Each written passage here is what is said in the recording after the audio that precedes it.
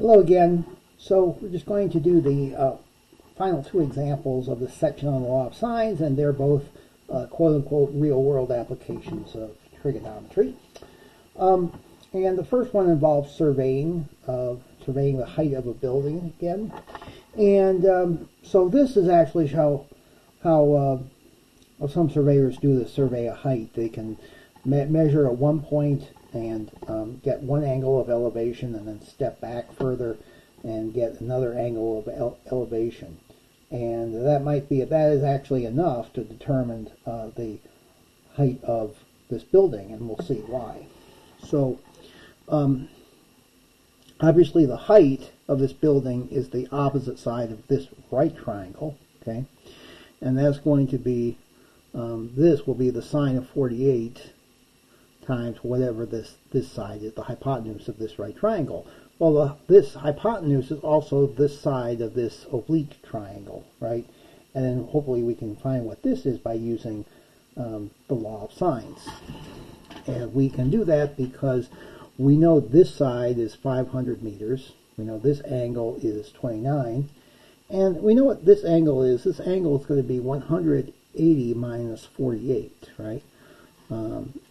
Because this angle plus this angle has to be 180. So 180 minus 48 is 132. So that's what this angle is. Okay. All right. So now, if we wanted to find, and then once we know that this is 29 and this is 32, that will tell us what angle this is. 180 minus 29 minus 132 is 19. So this angle is 19 degrees. Okay. Here we're just using the fact that the sum of the angles of a triangle is equal to 180 degrees. Okay. So now by the law of sines, we can see that the sine of 19 divided by 500 is equal to this side divided by the sine of 29. Let's give this a name. We'll call it C if we want. And so we get that the sine of 19 degrees divided by 500 is equal to the sine of 29 divided by C.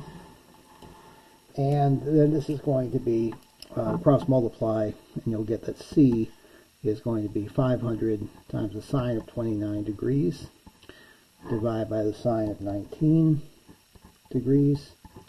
And this is approximately 744.6. Okay.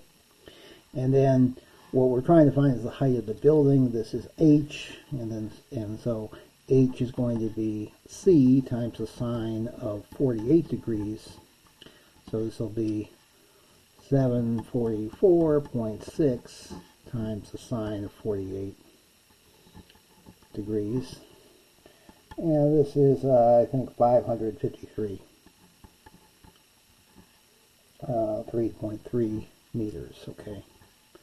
So that's how you would do that one, right?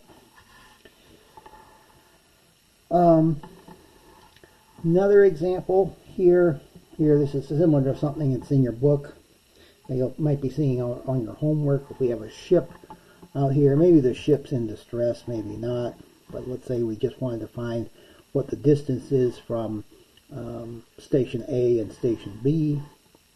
So we'd like to find what this distance is and what this distance is. And if we have the,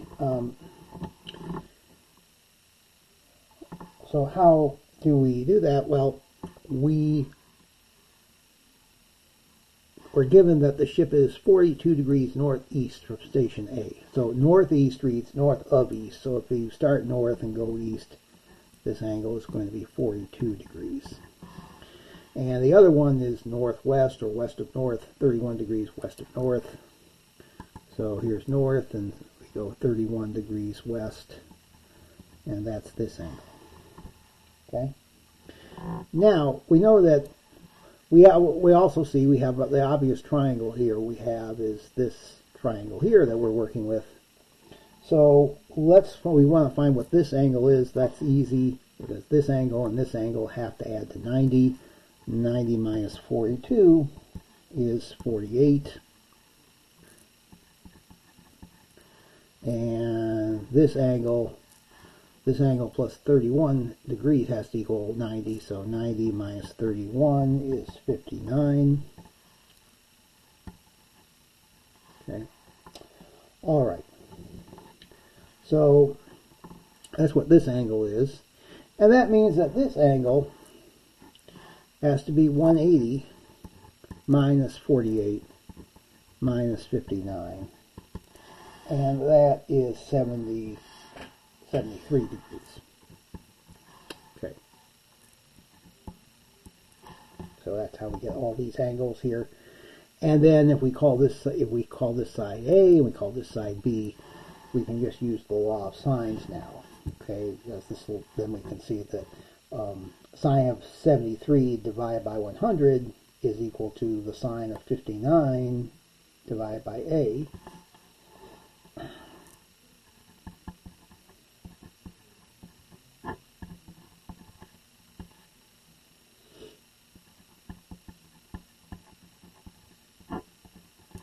And also the sine of 73 divided by 100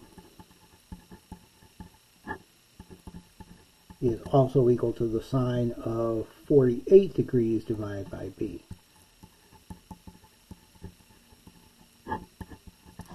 Okay, sorry about that. And so A cross multiply and divide, and you get A is going to be 100 times the sine of 59 degrees divided by sine of 73. And B is going to be 100 times the sine of 48 degrees divided by sine of 73. Okay. And on your calculator, we see that A is approximately 89.63 and B is approximately 77.71, so we can see it's close. The station B is closer. And we know exactly how close it is. All right. So hopefully you get some interest out of this. There are some real world applications of trigonometry, believe it or not. So go ahead, do the homework problems, get lots of practice, and I'll see you next time.